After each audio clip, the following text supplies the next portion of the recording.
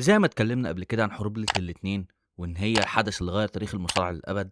احنا في فيديو قصة أول عرض نايترو في التاريخ، ارجع اتفرج عليه عشان جامد.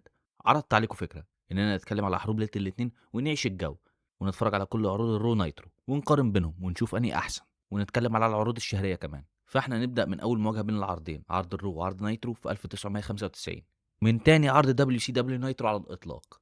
لأن أول عرض زي ما حكينا في فيديو أول عرض نايترو اتعرض في ليلة عرض الرو كان ملغي فيها. فخلينا نبدأ من الأسبوع التاني والعرضين اللي بتاريخ 11 سبتمبر 1995. فيلا بينا.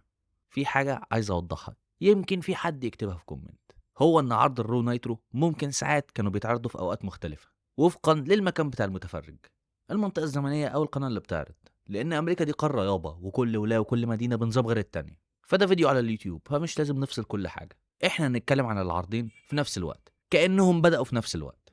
واكيد طبعا مش هنعتمد ولا نحط في الحسبان الفواصل الاعلانيه، فبالنسبه لنا العرضين هيبداوا وينتهوا في نفس الوقت. فمثلا يعني لو رو كان عندها ماتشين في 15 دقيقه ونايترو ماتش واحد، فاحنا هنقارن ال 15 دقيقه كلهم راس براس، بس احنا هنعمل مين ايفنتس بشكل منفصل.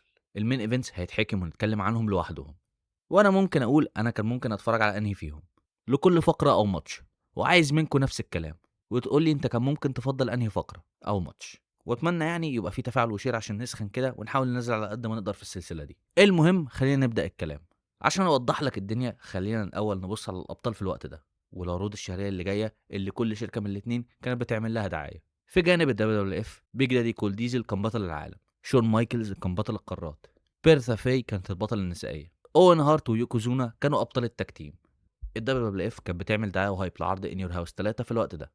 والمين ايفنت في العرض ده هيبقى فيه بطل العالم ديزل وبطل القارات شون مايكلز ضد ابطال الفرق اوين هارت ويوكوزونا في ماتش تريبل هيدر، بمعنى ان كل الاحزمه على المحك. ان يور هاوس 3 هتتلعب يوم 24 سبتمبر، فكانت بعد اسبوعين. اما بقى في ناحيه دبليو سي دبليو، هالك هوجن كان بطل العالم، ستينج كان بطل الولايات المتحده، الرينيجيد كان بطل التلفزيون، ديكس سليتر وبانك هاوس باك كانوا ابطال الفرق. دبليو سي دبليو كانت بتبني وبتعمل دعايه لدبليو سي دبليو فول برول وور جيمز في الوقت ده، والعرض ده كان هيبقى 17 سبتمبر، فهو العرض اللي بعد عرض نايترو ده على طول. فده كان عرض نايترو الجو هوم اللي كانوا بيحاولوا يبيعوا فيه العرض على قد ما يقدروا. مين ايفنت فول برول هيبقى ماتش الوور جيمز، الدنجن اوف دوم ضد ستينج، راندي سافيج، هالك هوجن. فريق هوجن كان محتاج عضو رابع بسبب ان فيدر ساب دبليو سي دبليو. خلينا بقى نبدا الكلام على العرضين. رو تبدا بان هم يورونا هايلايتس من سمر سلام 1995 وماتش السلالم بين ريزر رامون وشون مايكلز. اما نايترو تعرض الانترو الكلاسيكيه بتاعتها. نايترو كانت بتتعرض مباشره من فلوريدا، اما رو كانت متسجله من اسبوعين في اوهايو. خلي المعلومه دي في دماغك عشان مهمه وهنحتاجها بعدين. رو تعمل هايب ودعايه للماتشين اللي جايين عشان نبدا الكلام، وهم سايكو سيد ضد شون مايكلز على حزام القارات، وريزر رامون ضد ديفي بوي سميث. وبعدها دبليو دبليو اي تعرض انترو جديد قبل ما فينس ماكمان يعلن ان العرض ده هيبقى الحلقه الاولى من موسم الخريف الجديد. دي مجرد حركه دعائيه لا اكتر ولا اقل. فيديو الانترو مثير للاهتمام شويه. حلقه الرو دي هي الحلقه الوحيده اللي مزيكا الانترو بتاعتها فيها كلمات. مزيكه الانترو الكلاسيكيه اي لايك ات رو تشتغل هنا مع غنى، بس الاسبوع اللي بعده الانترو اللي تشتغل تبقى مزيكا بس من غير غنى. الانترو بتظهر المصارعين هنا وهم بيدبوا في بعض فوق التايتن تاورز، مقر الدبليو دبليو اي او اللي كانت مقر الشركه، والجماهير بتجري عشان تتفرج على اللي بيحصل. فهي كانت انترو في اللذيذ يعني. اما بقى في نايترو، ففريق التعليق المكون من إريك بيشوف، بوبي هينن، وستيف ماكمايكل يرحبوا بينا للعرض. وإريك بيشوف يقول ان مين ايفنت عرض نايترو ده هيبقى ماتش القرن، هالك هوجن هيدافع عن حزام الدبليو سي دبليو ضد ليكس لوجر. إريك بيشوف يقول لنا برضه ان سكوت نورتن هيلعب في ماتش، واننا برضه هنشوف الديبيو بتاع سابو في نفس الليله دي. ففي اول دقائق كل عرض المشاهد يقدر يختار انهي عرض يتفرج عليه. فهل عايز يتفرج على سيد ضد شون مايكلز وريزر ريموند ضد ديفي بوي سميث، او عايز يشوف ليكس لوجر ضد هالك هوجن وماتش لسابو وماتش لسكوت نورتن؟ الكاردين كويسين، انا عايز اعرف منك انت لو كنت موجود ساعتها كنت هتختار انهي، ولو في حد عاش فعلا الايام دي قول لي انت اخترت انهي. انا عن نفسي اظن دبليو سي دبليو عشان العرض الجديد والضجه اللي حواليه، وكمان فكره الفضول عشان نشوف الكلام على ايه. بس برضه كارد الرو كويس بشون مايكلز، ريزر رامون، والبريتش بولدوج. المهم خلينا نكمل. بعد ما فريقين التعليق اتكلموا على الكاردين بتوع العرض وعملوا لهم ضجه، فينس ماكمان وجيري لولر يظهروا وباين وراهم قوي الجرين سكرين. خلينا نتكلم عن اول الماتشات. في رو عندنا ريزر رامون ضد ديفي بوي سميث عشان نبدا الكلام. اما في نايترو عندنا داس واندر كيد اليكس رايت ضد سابو، ماتشين بنوعين مصارعه مختلفين تماما عن بعض. سابو ضد اليكس رايت كان ماتش هاي فلاينج ومخاطرات اكتر، اما ماتش ريزر رامون وديفي بوي سميث كان ماتش دبليو دبليو اف تقليدي اكتر. ماتش أليكس رايت وسابوه كان من نوعية الماتشات اللي ما كانتش بتظهر وبتتعرض كتير في الوقت ده، والجمهور مش متعود عليه في عروض المصارعة ليلة الاتنين. البريتش بولدوج ضد الريزر رامون كان ماتش مصارعة تقليدي أكتر، ماتش مصارعة ساوند فيه قصة أكتر يعني، بس سابوه مصارع غير متوقع بشكل ممتع، فصعب قوي إنك تشيل عينك من عليه واللي بيعمله في الحلبة. سابوه هو اللي كسب الماتش، بس القرار اتعكس بعد الماتش.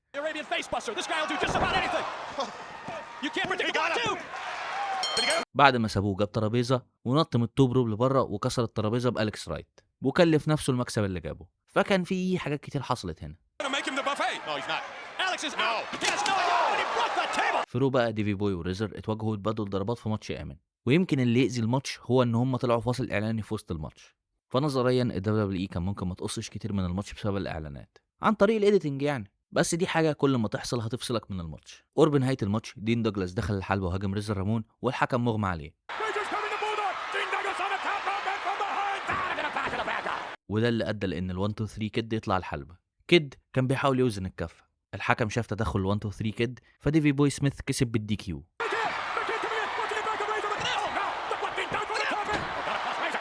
فكان في احداث كتير عشان ننهي الماتش ده برضه. الماتش ده كان كويس كفايه فكان صعب انك تختار فائز، فانا همشيها تعادل وهدي كل واحد من الاثنين رو نايترو نقطه. نايترو كانت كويسه بسبب اداء سابو اللي يخليك مش متوقع حركاته، رو يمكن لعبت هنا بامان، بس ماتش ريزر رامون ضد ديفي بوي سميث كان كويس بغض النظر عن الاعلانات اللي كانت في نص الماتش. لما نرجع على نايترو هنلاقي ان في اعلان ان فيكي وول ستريت هيواجه ستينج في ماتش الحزام اليو اس. مين جين اوكرلاند يقدم ريك فلير. ريك فلير هيعمل برومو في الحلبه هنا، وريك فلير كان متألق هنا. ريك فلير هيواجه صاحبه القديم في الفور هورسمان ارن اندرسون في عرض فول برول، وريك فلير اتكلم على ازاي ان هما الاتنين كانوا صحاب، بس دلوقتي ارن اندرسون اتحول لراجل ممل محب لعيلته. ليكس لوجر اللي هيبقى في من ايفنت عرض نايترو ده يطلع للحلبة. خليك فاكر ان ليكس لوجر رجع دبليو سي دبليو الاسبوع اللي فات في اول عرض نايترو في التاريخ، ارجع شوفه. ليكس لوجر يقول لريك فلير ان في بعض الحاجات عمرها ما هتتغير، وان ريك فلير مبالغ فيه قوي او هو اوفر عامه يعني، ويطلع من الحلبة، فما نفهمش هو طلع ليه. فكده الفقرة دي خلصت. You know, Rick, some things never change, do they? You are too much. Too much. And tonight, Hulk Hogan. إيريك بيشوف يفخم ويعمل دعاية لعرض فول برول، فخلينا نقلب على رو ونشوف كانوا بيعملوا ايه هناك في نفس الوقت ده. ريزر رامون وال1 2 3 كيد كانوا لسه في الحلبة، وفينس ماكمان كان عايز يعمل لقاء مع الاثنين. فينس ماكمان يسأل الكيد كان بيفكر في ايه لما كلف ريزر رامون الماتش.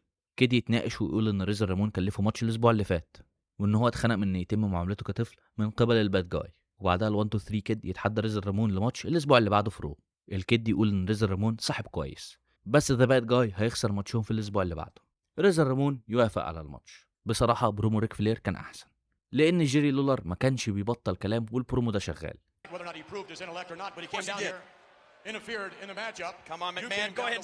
خليك فاكر ان العرض ده متسجل، فجيري لولر ما كانش بيتكلم مباشره. العرض ده اتعمل له ايديت عشان يضيفوا تعليق جيري لولر، تعليقه وهو عمال يرغي بغباء على البرومو ويخليك ما تسمعش حاجه، فهنا لازم النقطه تروح لنايترو. I cost him the match. Right. What about last week when he came down and cost me the match? Razor, what about that? Oh, wait a minute, this is getting good. وهو برومو ريزر رامون عمل ماتش الاسبوع اللي جاي، بس جيري لولر بوظه بان هو ما قفلش بقه وكمل في التعليق والبرومو شغال. واللي جاي هو فيكي وول ستريت ضد ستينج، وفي خلال دخلة ستينج إيريك بيشوف يقول اللي هيحصل في من ايفنت رو اللي هو شون مايكلز ضد سايكو سيد. إيريك بيشوف يقول للكل كده على طول ان شون مايكلز هيكسب الماتش بالسوبر كيك. التكتيك هنا هو ان إيريك بيشوف كان عايز يمنع المشاهدين من ان هم يفضلوا يقلبوا بين القنوات ويفضلوا يتفرجوا على نايترو بس. كانت حركة خبيثة وممكن تعتبرها غير أخلاقية كمان، بس الحاجات اللي زي دي اللي بتخلي العصر ده من المصارعة ممتع جدا انك تتفرج عليه. على العموم الجمهور هنا بيحب ستينج دايما متعة انك تتفرج عليه. هو بدأ بشكل قوي قوي هنا، ومايك روتوندا كان لسه قادر يأدي في الوقت ده. الناس بتفتكر ان وقته ده في دبليو سي دبليو كان قرب نهاية مسيرته، بس لا، مايك هيبقى ليه فترة كويسة في اليابان قرب نهاية مسيرته في دبليو سي دبليو. الماتش ده كان قصير، ستينج يكسب بتو بروب كروس بودي، مفيش أي مشكلة.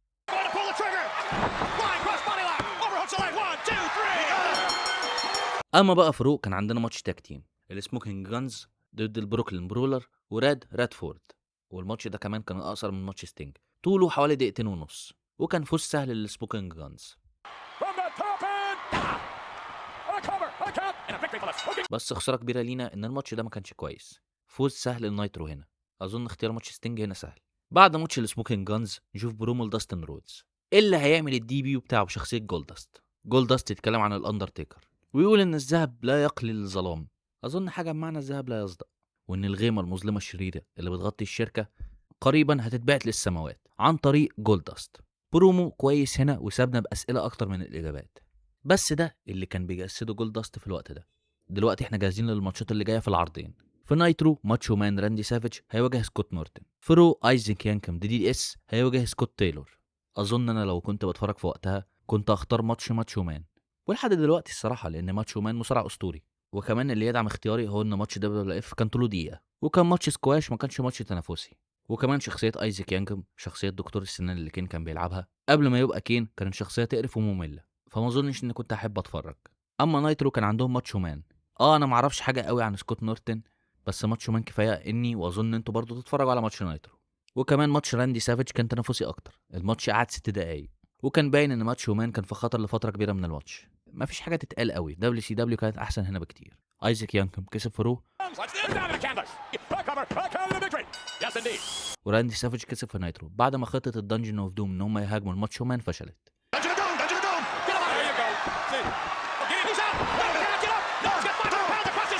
ملحوظه سريعه قبل ماتش راندي سافيج في نايترو، إيريك بيشوف اتكلم عن الماتشات اللي جايه في عرض دبليو سي دبليو ساتردي نايت.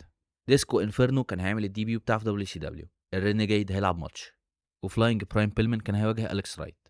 الاحداث تقف في رو عشان نروح لتود بيتنجل ويدينا الان يور هاوس ريبورت او تقرير ان يور هاوس. بالنسبه للي ما يعرفوش، الدبليو اف كان بتعمل تقرير لعروض ان يور هاوس في رو بمنتهى البساطه عشان يعلوا ويبنوا ضجه لعروض ان يور هاوس، واحيانا يحطوا بروموهات من الاستوديو وملخصات عروض اسبوعيه تانية. في كتير من الجمهور ما بيحبش تود ده، بس عادي انا شايفه شغال. هو يمكن كرنج شويه، بس هو لاقي على جو التسعينات بتاع الدبليو اف ده. ممكن نكته ما تبقاش حلوه وما بترنش، بس عادي هو شغال. المهم يعني بعد تقرير ان يور هاوس نشوف باري ديدينسكي بيحاول يبيع شويه من مرش او منتجات شون مايكلز يعني. اتصل على 800 تايتن 91 عشان تحصل على طاقية ونضاره شون مايكلز. المهم خلينا نروح للمين ايفنت بتاع كل عرض. عندك في نايترو ليكس لوجر بيتحدى هالك هوجن على حزام دبليو سي دبليو. اما الناحيه التانية في رو عندك سايكو سيد بيتحدى شون مايكلز على حزام القارات. وخليك فاكر ان ايريك بيشوف حرق النتيجه بتاعه الماتش. فلو انت كنت بتتفرج على نايترو لما سمعت الاعلان كان الموضوع انت ومزاجك بقى. لو انت عايز تقلب القناه وتشوف اتش بي كي وهو بيدافع عن حزامه بنجاح، شون مايكل كان قادر يشتغل بنجاح وبشكل كويس مع المصارعين الضخام. دي كانت ميزته في الوقت ده، والماتش ده كان كويس. ويمكن لو كنت بتفرج ساعتها وكنت صغير كنت هختار ماتش ليكس لوجر ضد هالك هوجن اكتر من الماتش التاني بسبب كونه ماتش على حزام العالم، وده كان اول ماتش ليكس لوجر بعد عودته لدبليو سي دبليو. وحتى ولو ده كان ماتش لهالك هوجن كان برضه في احساس ان ممكن اي حاجه تحصل. واكيد طبعا الماتش الاحسن هو ماتش سايكو سيد ضد شون مايكلز. ما اضحكش عليك، طبعا ماتش سايكو سيد ضد شون مايكلز مش ماتش عظيم، بس هو احسن من هوجن ضد ليكس لوجر. شون مايكلز وسايكو سيد كانوا قادرين على ماتشات احسن، وهم بالفعل قدموا ماتشات احسن في اخر سنه 96 واوائل سنه 97. الماتش ده اكيد كان ممكن يبقى احسن، بس بالرغم من ده كان من ايفنت في الشغال منه. وزي ما إيريك بيشوف قال فعلا شون مايكلز كسب بعد ما عمل سويت شين ميوزك اللي الدبليو عملته هنا ربما من غير قصد، هي انها اظهرت ان شون مايكلز قادر على انه يقدم ماتشات احسن من هالك هوجن وليكس لوجر في سنه 95. لياقه شون مايكلز مع توقيتاته المظبوطه والسيلينج بتاعه خلى ماتش يظهر اكتر ويبان اكتر من ماتش ليكس لوجر ضد هالك هوجن.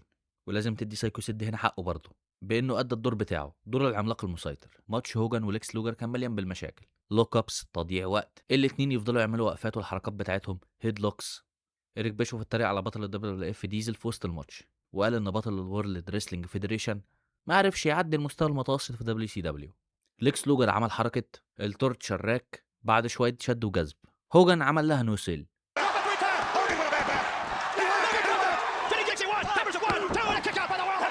هوجن عمل هالك اب او حفز نفسه كده، الحركه المعروفه بتاعته، عمل الليج دروب، بس الدنجن اوف دوم اتدخله في الماتش، فالماتش يخلص بالدي كيو.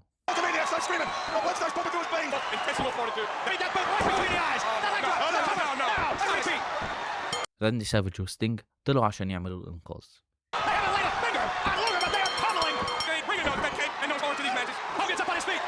عمياني وانت صغير كان ممكن تختار هوجن ضد لوجر، بس ده كان هيبقى الاختيار الخاطئ لان مايكلز ضد سايكو سيد كان الماتش الاحسن. عندنا شويه دقايق فاضله بعد العرضين. فروق يتعرض اعلان لعرض ان يور هاوس اللي جاي، نلاقي فيه نجوم الشركه بيغزوا بيت طفل ما عشان يتفرجوا على العرض. دوك هندريكس بعدها يعمل لقاء مع شون مايكلز وديزل. اتش بي كي هو اللي بيتكلم اغلب الوقت هنا، والكلام هنا على ماتش التاك تيم التريبل هيدر، وده العنوان الرئيسي للقاء ده. وبعدها ناخد بريفيو على الماتشات الاسبوع اللي جاي، والعرض بعدها هينتهي. نرجع بقى لنايترو، مين جين اوكرلاند يبقى في الحلبة؟ عشان يعمل لقاء مع ستينج، ليكس لوجر، راندي سافيج وهالك هوجن. بسبب ان فيدر ساب الشركه، هوجن احتاج مصارع رابع ينضم لفريقه عشان ماتش الور جيمز.